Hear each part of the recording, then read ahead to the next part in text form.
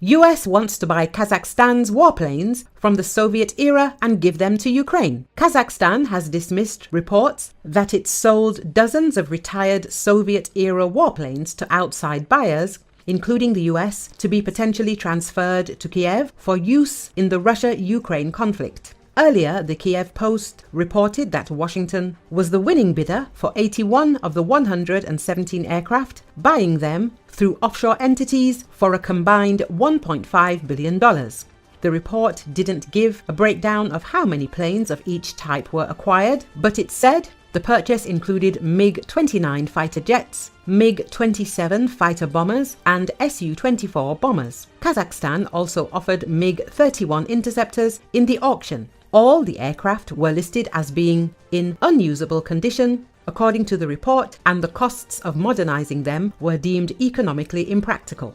The warplanes, which were built in the 1970s and 1980s, were retired under the Kazakh military's modernization program.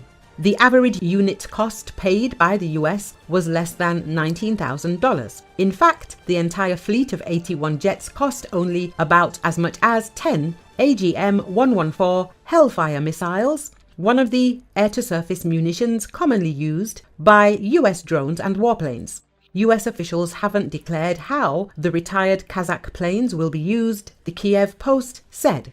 Speculation has grown that as the aircraft types are all in service with Ukraine, it is likely they will eventually be transferred to Kiev. If that happens, the newspaper added, Ukrainian forces will likely disassemble the aircraft for spare parts or use them as decoys at airfields. However, Kazakh state defense contractor Kazspec Export dismissed the reports, saying that the auction was organized strictly according to the law and on the premise that all the warplanes would be scrapped for metal.